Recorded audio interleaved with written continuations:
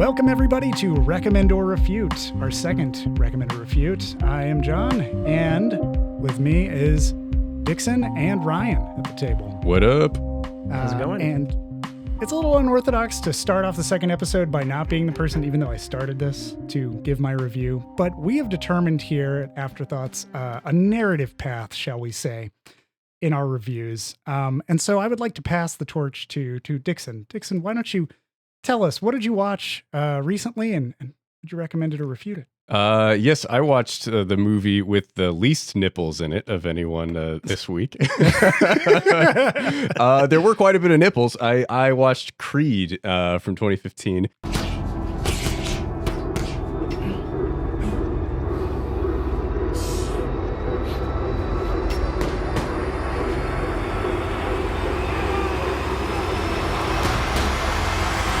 You're not built for this.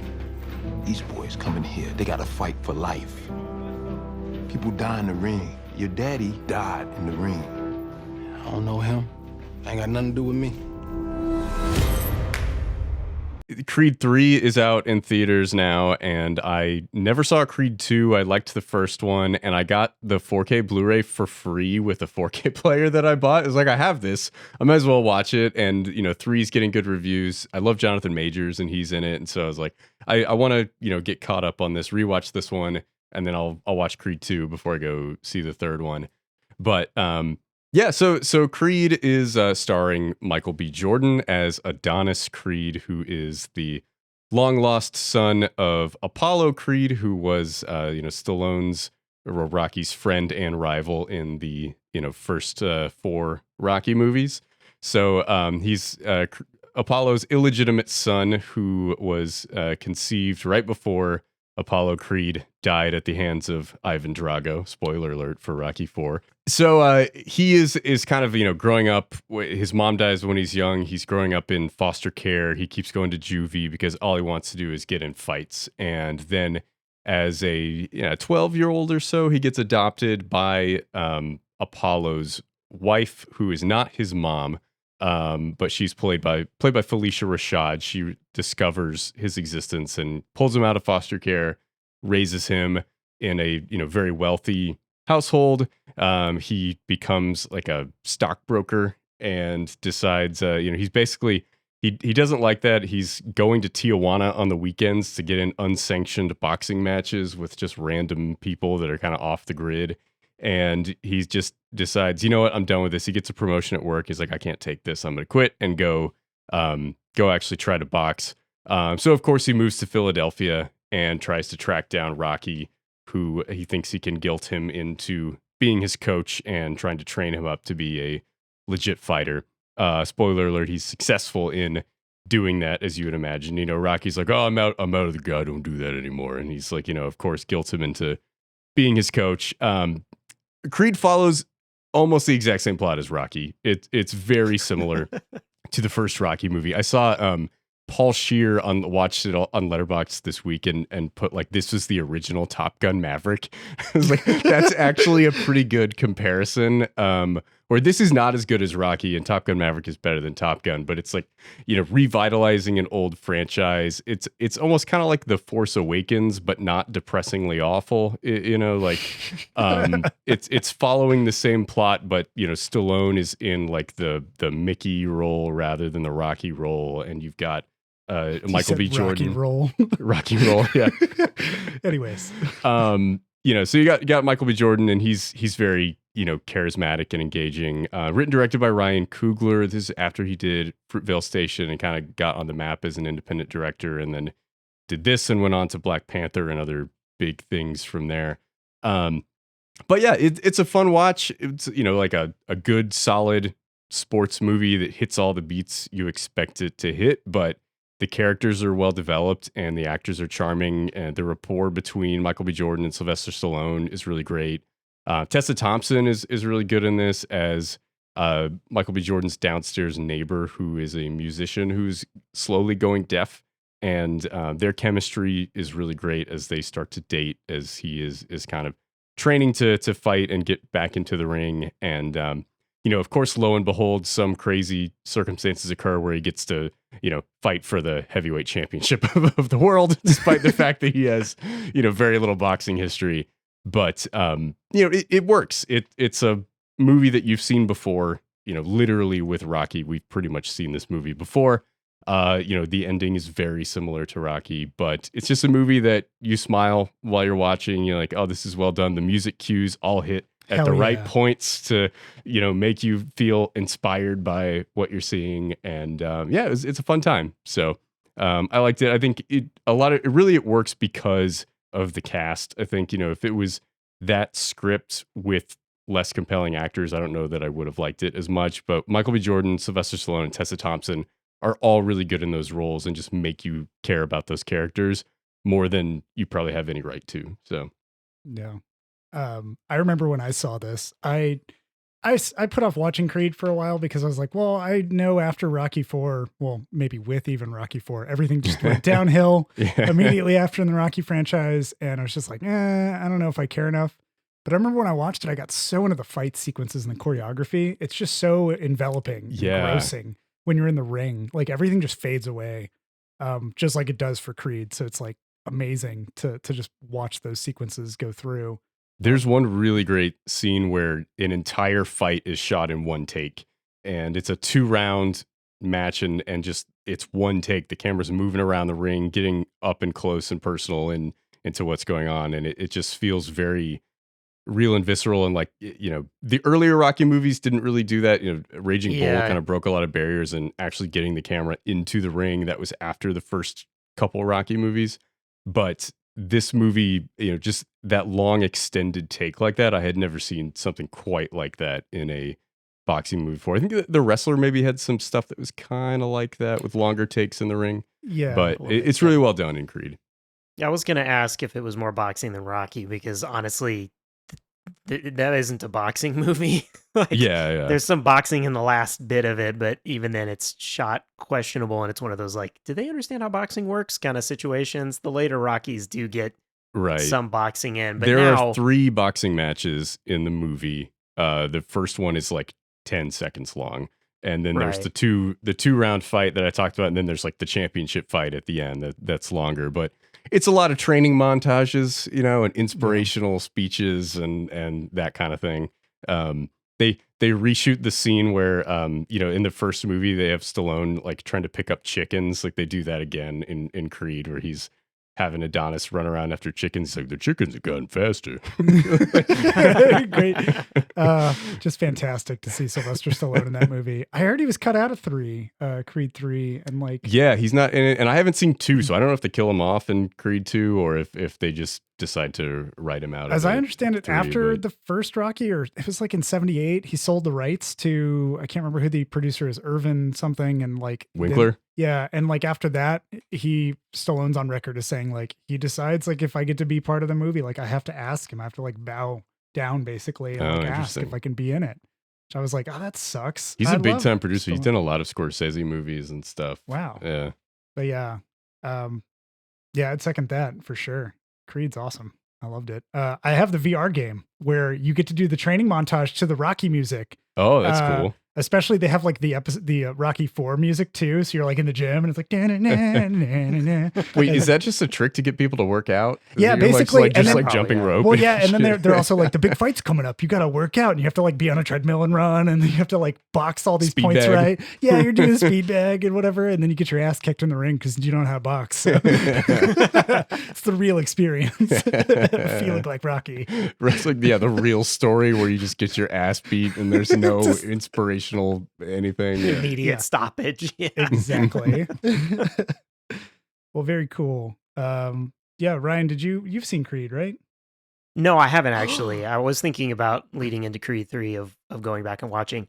I kind of like got so soured on the Rocky franchise and just generally anything that goes back for the member berries to dig up this nostalgia that I kind of just didn't think to look at it.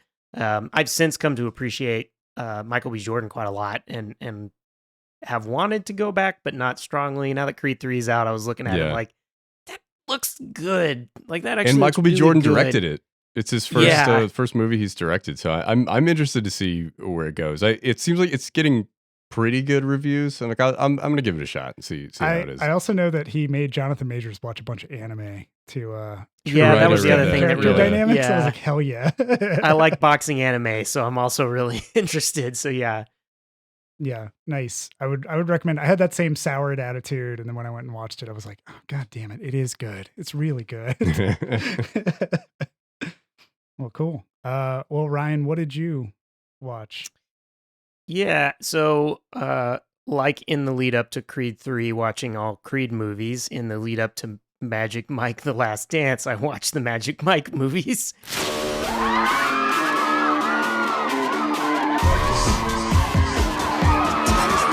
Businesses that I manage, they deal exclusively in cash.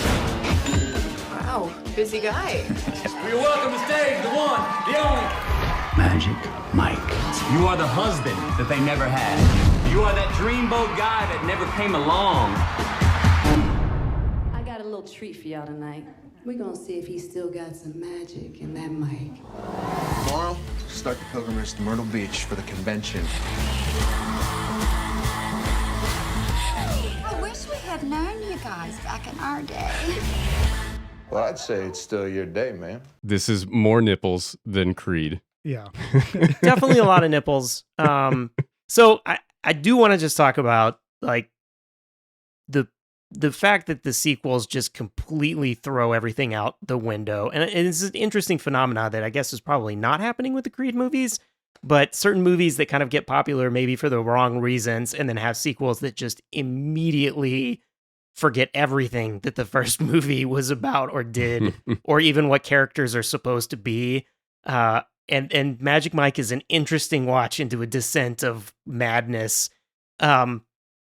The first Magic Mike did surprise me. John, you mention it all the time for some reason that people should watch it. Watching it, not that great. But I was surprised. No, I think Mike that 2, I think. Oh, Magic Mike 2. Okay, all right. Yeah, yeah. Well, I needed to watch Magic Mike to understand Magic Mike 2, except I didn't. Yeah, you did. I was surprised that there was character and drama in the first Magic Mike. It is this interesting story of an entrepreneur. I like the flip of a man having to like sell himself in order to try to get by in society, to try to get to something, and the way that, you know, certain glass ceilings that are there for him as well. Even though he's a white man who can dance really well and is really fit. Anyway, good disclaimer. Yeah. It's interesting. And he, you know, kind of has these expectations of where things are going to go and they don't. There's some repercussions to the things that they do, particularly like drinking and drugs. The second movie then has no repercussions, has nothing to do with them being entrepreneurs. Yeah. And is just a bro road trip where they're going to StripperCon. And I didn't really understand why. And it was just an excuse to put them in funny scenarios from like place to place, location to location. Including, like, this is the point where I think that here's my premise. Stripping is magic. Yeah. Like, I guess it's true. Like, that's Magic Mike. Stripping legit has some power over people in these movies increasingly. Because in the second movie, there's like a brothel for stripping as a service. Like, they stop and visit this. SAS? It's a SAS. Yeah. It's a SAS company. They stop and visit to. That's to why they pull went in to a this- convention, because they're SAS companies. It makes I was like, sense now. what would you go to a stripper convention for? It's not like you can't forge business relationships at a stripper convention, right? I mean, I don't know, I guess, but that just seems weird. I don't know. Yeah, apparently no. Yeah, because they have to stop because they need someone to MC the stripping. I don't know what that does for stripping. It's always just been Someone's the guy like who's like narrating now. it? Yeah, well, you need the guy that's like now on stage 3, Diamond's going to be dancing for you. You need that, or it's not stripping, apparently. Yeah. Except it's way over the top in these movies. I don't, it's something else entirely because it's magic. They legitimately say that this is a club where women pay by the month to come in and get to see strippers. And it's just like packed house of women That seems with different unrealistic rooms to they me. can go in and watch someone strip. Yeah, wow. I was blown away that was even a premise. And it's then like Soho StripperCon, House, but for horny women. Yeah. I want to see Yes. the books in that house. How do they keep this place afloat? What exactly? Yeah, how does this work? Yeah, and this is an excuse to grab a couple more strippers on their trip down to StripperCon. And at the stripper convention where we have our stripper montage, a la Electric Boogaloo to save nothing. They're just, I didn't even understand why they needed to win or anything, or if they won. It makes no sense. How do you win? There's StripperCon appears to not really be a convention. It appears to just be a competitive strip off of strip teams, which I didn't know strippers were like in teams, but it's like a cheerleading convention where everybody does their cheerleading skit and then we rate them. And it is, they have the hotel, grand ballroom, wall to wall women while they strip again. And it's over the top theatrics and just completely ridiculous. I was bothered by how touchy all the strippers get in all three of these movies with the women. And in a way that I was like, someone has to get sued in this universe because they will just pick up a woman and flip them like they're swing dancers. And the woman's just like, oh, okay, that's what's happening now, I guess. And knows how to actually like move with the person and not get hurt or whatever. It's completely, ludicrous.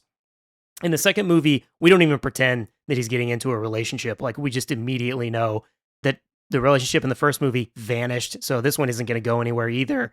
It's just to, I guess, get this feminazi to be okay with male stripping, I think. And so he strips for her at the end.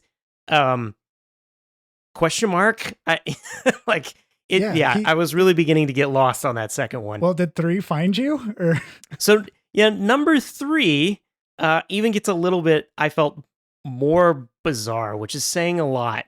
Surprisingly, technically not any nudity in the more recent one, The Last Dance. It actually gets less nudity as it goes on. Let's go. So let's dance. Why are you in London? I'm gonna put on a show at this famous theater. People are numb, disconnected. We're gonna wake them up with a wave of passion they've never felt before. Hell yeah. Without further ado, I give you the visionary artist Magic Mike. But it does get way more sexually, like, not even stripping. Like, it just straight up is air sex by the third movie. Yeah, but they're clothed. Like, somehow the clothing now stays on, but it like loses any like subtleness that was in the first movie. 3 is Soderbergh again, right? Yes. Soderbergh directed the first one and the third one, yeah. Yeah, so the first one has some kind of heart. The second one is just like a cash grab. The third one's a cash grab and no heart. And you can tell it was going to go to HBO Max because it's like, all right, the budget's like gone, the cast is smaller. The old Magic Mike's friends just show up on one Zoom call. Like, we didn't even cast them in any roles that we needed. What we could have anything to do with them. We paid them each $50 for a 20-minute Zoom call. Yeah. Right, exactly. So our plot is everything from the first 2 movies is erased again. Magic Mike is now down on his luck, which he wasn't last 2 any. He's never, apparently actually isn't a good entrepreneur because his business just fails over and over again. So he's bartending at this gig and the woman is going through a divorce and everyone's, I don't know, kind of being shitty to her. She doesn't really have any good friends or anything, apparently. And this is Selma Hayek's character, who then pays him like 10 grand to strip for her, which is questionable in of itself. And he doesn't really take off much of his clothes and instead just straight up simulates sex acts while they have clothes on. I mean, at this point, I was like, the stripping is, we don't care. We just don't care. Like, it is just every as long as you move those hips. That's right. Yes, every part of the house, he just dry humps her in different locations of the house. That's fucking weird. And we're supposed to pretend it's stripping. And then this is a life-altering moment for this character. Yes, who immediately is like, I have to fly you to London. You're now, like, need to come with me because you have such amazing talent to dry hump me that I want you to take over my family's playhouse and put on a play to end all plays. Where you dry hump everyone in the audience. Where everyone gets dry humped in the audience, yes. And you can tell where the movie's going because that's what fucking happens, even though it makes no sense. And surprisingly, less nudity. And the strippers that we add to our cast who are in this play that they put on don't even get names and are just stripper number 1, stripper number 2, stripper number 3 when you see the credits at the end of the movie. Like, we have just given up on everything at this point.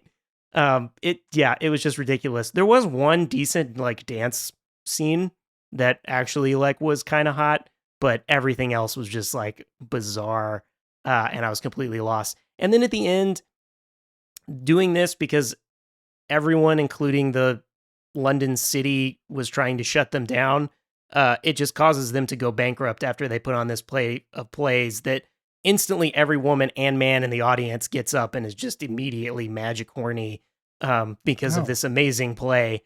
And which just was like a burlesque show, if we're being honest. It was just, that's exactly what it was. It was entertaining. It was a burlesque show, but it wasn't anything new. They're going to be bankrupt and they run off in love. And I immediately turned to Darla and I was like, are we supposed to think that they actually love each other and that that's going to work out? Like the last 2 movies, it didn't. Like, why would I think that it would now? And we never really saw them like grow together or anything. Like, you just strip for her magically and they're in love and that's it. And I'm really supposed to believe it. That should have had like The Graduate ending where they run onto I a thought bus. I thought that was what was going to happen, was like we had that moment and then it was like they have to actually part ways. And I even thought it was going to be a schmaltzy to say, and now because his play was so amazing, even though they shut that one down, somebody now has him putting on that play somewhere I'm from else, the bank, something like and that. here's a big check for your magical stripping performance, Mike. Yeah, exactly. They actually charmed the pants off of me, son. Yes. They actually pull like a scene that's like a heist movie where, of course they do. It's a Soderbergh film, right? Exactly. The ex-husband actually owns this theater, and he's pissy because it's going to ruin his name. They have some prenuptial agreement where anything that hurts his family name, she loses everything. But I don't even understand how that's enforceable. As a lawyer, I'd be like, what does that mean? Like, that's invalid immediately. But in order to keep her from putting on this play, he goes to his buddies at the city and comes up with all these reasons that they have to shut it down because they didn't notify the city fast enough, or the stage is 2 inches too high, or all this crap, whatever. And so they're not going to get approved. So they find one of the people on the city council who's a woman and then set up this sting to learn everything about her and then strip for her on a bus because then it will magically get her to approve their play. And it does. Like, it just does. Of course it does. Wow. Plan well executed. Yeah. So I was entertained in all the wrong ways because I was just increasingly baffled by what was going on in these movies. It's a real shame to know that Magic Mike 2, they didn't build on that lore. I like to think of Magic Mike 2 as like almost like a new entry in mythology for modern day people, where there's just a roving band of male strippers that can ride through town and fix all your problems like Mary Poppins can. Like, they make you feel good about yourself. And it's just overwhelmingly positive force. And you can summon them if you hold a stripper con in a business center just down the road. They'll come. It's the field of dreams for strippers. Yeah. When they show up at the Ramada Inn to have their stripper con, it shows a shot outside of the marquee and it just straight up says like stripper convention. Yeah. And I thought in my mind, I was like, said to Darla, I'm like, why would it say like stripper convention? Like, wouldn't you say like male entertainment? Yeah. Or something erotic like dancer convention or something. Yeah. Yeah. But then I was like, oh, it's an advertised event where you pay tickets to come see. Like, I was like, oh, it's this competition, stripper competition. So they want you to know that it's strippers, I guess. Okay. Like, yeah, I was very lost on StripperCon. Yeah. They don't care about the rules, Ryan. The rules don't matter. Stripping is all that matters in Magic Mike movies, even though the third one doesn't have much of it and the first one's a character study. Yes. Yeah, exactly. This generally, like, as you're talking about these 3 movies, this seems rife for parody for like a bad Andy Samberg movie where it's like a band of stripper bros. Oh, They're just like, man. oh, we having what our rent's past due. What are we gonna do, guys? What if we strip? And they just like take Across off their the clothes to country. solve every problem. Yeah. And it's like it just doesn't work every single time. Like it would be a terrible movie, but it'd be a funny like sketch comedy skit or something where They learned from Magic Mike and they're trying to take it out into the just world. everything that comes up. Like, oh, what if we take off our clothes? And it's like at the end they're like in jail, and That's just the way to fix it. Yeah. I'm out of money. Take off our clothes. Yeah, we're in jail. Take off our clothes. It's just always a solution. Yeah. John, you'll appreciate this since you had watched Magic Mike. The way that Selma Hayek's character finds out that Mike, even though he's a bartender, is Magic Mike, is that he's recognized by one of the sorority sisters from the first movie where he stripped as a cop before there was like an all-out brawl. And I guess it so changed her life that years later she recognized him. Oh my God. As a That's bartender, amazing. and then had to tell Selma Hayek how amazing it was. Wow. I gotta admire the canon they've kept. They tried to thread these together. By canon, you mean Mike's dick? Yes, that's right. That's exactly. Yeah. Which he doesn't really show to any of them. That isn't even important, apparently. Do you think is this really like the last dance, do you think? Or do you think there's going to be He dances twice, by the way. Oh, okay. Oh, and so the there's first more than dance one. they call his last dance, and then he dances again. So I don't even fucking know. That's just a tease. This that there has might to be a the fourth last one. Yeah, no, this has to be the last one. Like, it's too stupid at this point, and yeah. It also didn't really make much money, right? Like, I doubt it. Yeah, I doubt it. Yeah. Yeah, it's lost all of its, like, it's just run out of steam. Like, we had our little moment, and now we're done. Yeah, and I mean, there's only so many ways you can get erotic, and it's just like a porno, right? You can just watch that one or the second one and be done with it. There you go. You got what you wanted to get out of it, whoever you are, and it'll always be there. If you make more of them, that's just going to be like the same stuff over and over, but with like, I don't know what, you're going to do, like, you're going to start doing parodies and shit, just like porn would do. Yeah, right. Yeah. But yeah. Honestly, weirdly, if you're like, oh, I just want to watch this because it's hot, even though no one really takes off their clothes other than a shirt in the third one, it's actually probably the sexier of the three. So that's the one to watch, even though the first one has got several men straight up stripping in the club. It just is like, they just dance. Okay, sorry. Yeah, you're so frustrated. I'm sorry.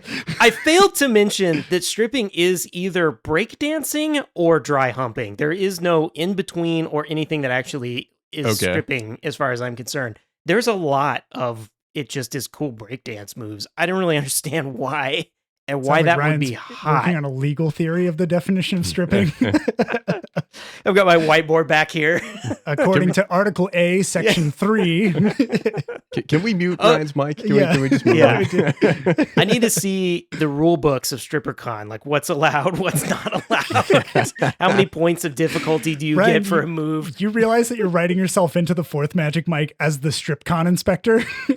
Just show up with a handbook. I need to make sure everything's up to code. Oh, I could go back and steal the trophy from him for the second movie from a violation. Don't you do this. Don't you give them that idea. You put that power in their hands. At StripperCon, are there like strippers at stands trying to sell their like stripper pants or something that you can just like pull off without undoing the belt or whatever? You almost jerk off. Yeah, I did. Yeah, I caught myself. I really thought it was going to be a lot sadder than it was. I exactly thought that, where it's like, oh, they're going to go to StripperCon and they have their little booth, and then they look across the way and there's a stripper whose line's like all the way out the door and nobody's coming to them anymore because they're washed up. But it was like, no, nope, it's just a big, I don't even know what they're selling other than tickets. Where else are you going to get your, nipple tassels and your stripper pants and all that? Yeah, right, yeah. All the discounts. Gotta go to StripperCon. Oh my gosh. Well, Ryan, all of that said, I'm guessing you'd recommend the trilogy, right? Yeah, totally. It's an amazing experience. If you want a roller coaster of confusion, you say, yeah, it's where you go. Is there any one of those movies that you enjoyed? I will honestly say the second and third ones I enjoyed because I just had a confused look on my face the whole time trying to figure out what the hell was going on and where it was going. You enjoyed mocking them, but you wouldn't recommend watching them. Yeah, no. It was a lot like the movies John and I watch where we just sit there like, what? a stripper convention? Like, what is going on? Does this have anything to do with the last movie I was watching? Like, that's where I was the whole time, which I enjoyed, but not the movie I did not enjoy. Yeah. And would you agree with me, Ryan, that the first one has terrible improv? Just awful improv. Oh, yeah. Okay, good. Yeah, no, it's weird. Yeah, that one's weird. It has this like odd character to it, but the dancing and the secondary characters are just bizarre, and some of the dialogue is weirdly stilted. Like, it knows what it's here for. Do like one scene where they show you a full out dong, like in the foreground, out of focus on screen as it's going across a penis pump. Like, it's just like a loading bar at the bottom of the screen. Yeah. Yeah. And that's the only dong you see. Yeah. In all three of these movies. And the second one, there's like a silhouetted behind a screen kind of thing. Oh, yeah. Yeah. Especially when one of the characters is what, Donkey Dick or something. I can't remember what his name is, but, His name is but we don't Donkey even get to see it. Like, what am I here for? Oh my God. I just love thinking about Ryan sitting in a theater being like, why am I even here if I can't see the fucking dick? It doesn't even make any sense. That's what I say whenever I see a King Kong movie.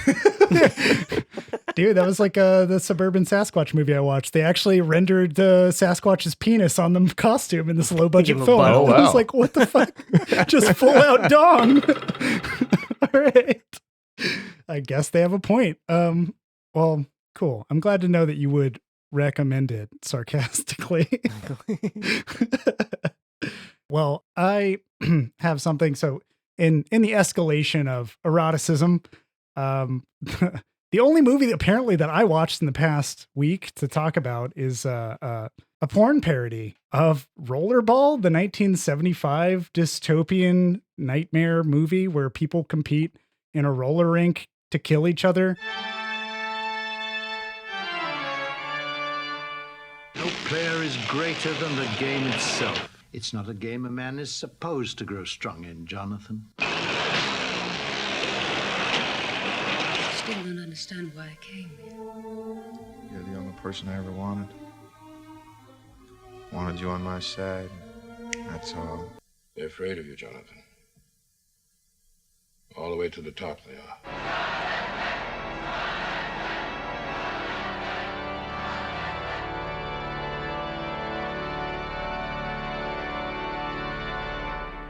The tagline of that is, in the not too distant future, wars will no longer exist, but there will be the game. And that sounds better than war. Yeah. And for roller babies, it's in the not too distant future, sexual intercourse is outlawed, but there will always be roller babies, which it doesn't sound good. It sounds like a Muppet Baby Adventure thing that is happening. Are there children in this? No, there are no children this in this. title. Thank God. That's so questionable. Hey, let's go see the porno with babies in the title of it. Must be some like 70s lingo that I'm just not hip on anymore and don't want to be. A little context for the listeners out there of why the fuck I watched this and I'm talking about it right now. I buy from a little boutique called Vinegar Syndrome online. I have a lot of the movies that Vinegar Syndrome has distributed, and then they have partner labels. And for Valentine's Day, they said, hey, one of our partner labels is selling vintage pornography. And I said, I haven't seen any vintage pornography. I wonder if it's any different from regular pornography. So I bought a few of they have 4K restorations of it, which I was amazed by. Wow. They did a 4K restoration on a bunch of films. And I was like, oh, these are all on sale. This is something I've never seen. Why not explore it? I don't want to shut myself off from any kind of film experience. Oh my God, that dick's so veiny. It pops off the screen. It's in 4D. I assume the 70s pornos, the masters just got immediately destroyed. There's nothing to go back to. Yeah, who's holding on to these negatives? A patriot. That's who. Just Ron Jeremy's estate, holding on to all these. Oh my God. So I just decided I'll get a sample of these. I'll get the ones that sound kind of interesting from a story perspective. I love Boogie Nights, by the way, and it is one of those things where listening to Jack Horner and Burt Reynolds' character talk about the art of pornography and he wants to be a legitimate filmmaker and all this other stuff. It's a little bit of romanticism that I was like, I'm interested to see what that's like. So I made the mistake of watching Roller Babies. In the not too distant future, sex will be illegal. But there will be Roller Babies, the fastest moving sex show on television, in which 4 celebrity teams compete for big dollars, creating imaginative sex positions on roller skates. There's a new competitive sex network that wants to steal our audience. We're in trouble. My name's Gumshoes. Anita Gumshoes. I'm with the CIA. Oh, I invented the gyro roller skates. Yeah. You cannot fall no matter what you do. Oh, that's what I've been trying to tell to you. Which is a 1976 movie that followed up 1975's Rollerball. And it was awful. It was just a terrible, terrible experience. John, I'm shocked to hear this. Just shocked. It could have been, I'm sure there could have been much better things that would have happened with it. But basically, here's what this movie boils down to. And I will try to keep it, not too explicit for everybody out there. But we don't normally talk about pornography on this podcast. I swear this normally doesn't happen. This isn't my usual thing. It starts off like a bad B movie where there's an old dude in a curly wig that just stares at you from his doctor's office. That's clearly the same stage they shoot every other scene on.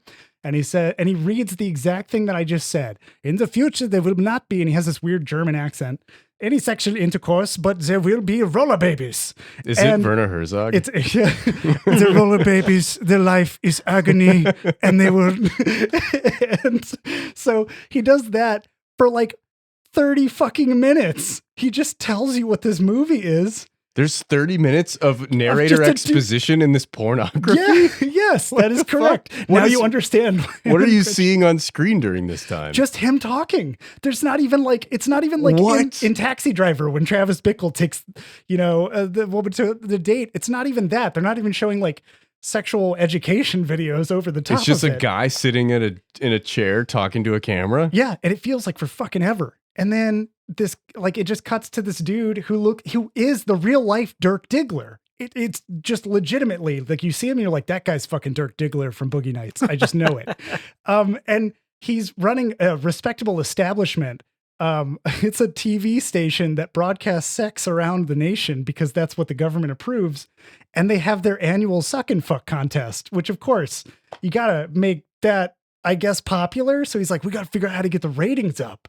Okay. So instead of thinking about how to get the ratings up, he goes to a nightclub to watch 2 people fuck on the floor it's like they got an industrial filmmaker to record people having sex. There's no sensuality at all in any of this sequence. I don't know why I'm talking about it in this much detail, but I was disgusted. And then he's like, I don't want to be here anymore. And he leaves and takes some random woman that he like met and is talking to back to his place. And then she covers him in pistachio ice cream. And they have sex while he's just fully green. He's like in St. Patrick's Day parade or some shit. And she's over here like, my God, you're just so delicious. And I was just so bewildered by all of it. My brain was melting, trying to reconcile why I hadn't stopped the movie. And I was like, where does the roller skating come in? Because rollerball has sex roller was illegal. skating. Yeah, and it's like, they just don't give a fuck. The rest of that movie is bullshit. And then I skipped all the way to the end. Okay. I wanted to know, was there anything? I did like 8X, 16X, 32X, fucking get through this disc. I just want to see if they ever roller skate or if there's anything about roller skating in this fucking movie that's supposed to be about roller skating in the future. And yes, they do. They have the saddest performance I've ever seen of people fucking each other on 4-wheel skates, riding around a community center they've clearly rented from the local church. And I don't think the church fucking knows what they're doing in there. They have 5 people that they call judges that are clearly just wearing whatever they thought Sunday best was. And they're murmuring to each other and have their hands on the mic while like 8 couples awkwardly go around hugging each other and trying to do positions and not knowing how it works. And then it just ends. And it's like the highest ratings ever for the Suck and Fuck show. And the credits roll. And I was like, wow, people went to a theater and sat down and watched all of this. And then the best part was I started looking for reviews on Letterboxd. And I was like, there's no way anybody would would review this. This right? has a 2.9 out of 5 on Letterboxd. Like, I really don't understand. that's, That's like good. Cocaine Bear level. Yeah. Cocaine Bear is 3.2. So some of the reviews were like, one was like banging soundtrack. I don't remember the soundtrack to this movie, nor do I remember most of the banging Is it except like for the traumatizing one. 70s, like bow, chicka, wow, like Yeah, that it's kind of basically, thing. it's like that shit. Yeah, it's exactly that. And then one person's review just said, this woman cover his whole ass body in pistachio ice cream. My favorite part was when she turned to him and said, your is delicious. 1 star. Then other people were just like, this movie is a lot of things. I introduced this solely so I could say, I refute this movie. I would not recommend this movie to anybody. If you're looking for a good Valentine's night with your partner and you're like, oh, let's watch something from the 70s that's vintage and kind of steamy. It's not Roller Babies. It is not Roller Babies. I feel like Rollerball was probably way more erotic than this movie was. And that's a weird thing to say about a movie that's a dystopian death match. So, how many mustaches were in this movie? Like every guy had a mustache, I'm pretty sure, except for Dirk Diggler. Nice. He did not. Dirk Diggler didn't have a mustache. So, anyways. It sounds like UHF, except they have a sex off. We beat out the networks. George Newman. He starts where the others stop. We're the #1 station in town. Weird Al Yankovic in UHF. Yes, I would say it's that. But that completes, I would say, the narrative arc for tonight. From the perspective of ramping up in number of nipples in a film and the amount of eroticism and sexuality that's trying to be portrayed on screen. I would say trying. I want to emphasize that. I feel like usually when we recommend something, sometimes it's a movie that is out there and people know about, and other times it's like I'll try to recommend something that's kind of under the radar. Hey, maybe you haven't heard of this, but it's good. And when we refute something, it's typically like you probably might accidentally watch this, and we want to warn you to not accidentally watch this. Yes. No one who will ever listen to this podcast is ever at risk of accidentally stumbling across this movie and watching it. But now you have brought it to our, we now know it exists. This is not changing anyone's viewing habits. I figured that Vinegar Syndrome says they only did 3,000 of these. It's even harder. You have to actually want to go out of your way to watch this. I brought this up for 2 reasons. One, it's a public service announcement against roller babies. And 2, I feel like, in a way, I haven't heard many movie clubs ever try to broach a topic like this before when they're talking about anything, because people are way too afraid that other people will judge them for watching pornography. But you know what? Sometimes porn's fun. Okay. I just want to get it out there. Having grown up Catholic, I've been shamed enough. I'm fucking done with it. But I probably won't bring another porno to this recommend or refute event. It's just, this is what I watched this past week. Came in the mail. I was like, fine, crack it open, see what it is. Oh God, no, put it away. Except for all those ones you accidentally watch in October. Oh yeah, of course. Every time October rolls aside. around, that's another thing. That's Tubi, okay? Tubi. Those are surprise pornos. Yeah, those are I didn't expect porn. There's clearly a legal blurring line between like where the sexploitation and the actual just porn begins. I haven't figured that out yet, so still trying to crack that ambiguity. Join us next week as we talk about a 7-minute Pornhub clip called Naughty Moms 3. There you go. Well, there you have it, everybody. It's a recommend for Creed, right? Yes. A sarcastic recommend for the Magic Mike trilogy from Ryan. And a hardline refute for Roller Babies, and an encouragement to be open and honest about what you watch. It's okay to just want to watch that sometimes. Totally fine, everybody. I'm just telling you. Give us your truth. We want your You truth. do you. Yeah. Yeah, tell me something real, goddammit. Oh, man. Well, yeah. Signing off from the table. I am John, and with me has been Ryan King and Michael Dixon. Thanks for putting up with our bullshit.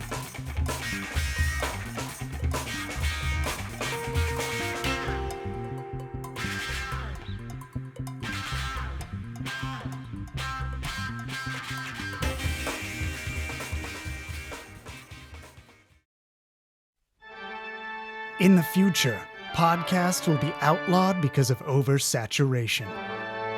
but there will still be Afterthoughts. That's right. We here at Afterthoughts are ready to do battle with the dystopian regimes cracking down on casual film and TV podcasts. If you want to support the cause and share some of your own Afterthoughts, you can follow us on YouTube, Twitter, Instagram, and Facebook at The Afterpod. Or enlist on the front lines of our discussions in our Discord community. Look for info on this and more at theafterpod.transistor.fm. Thanks for listening.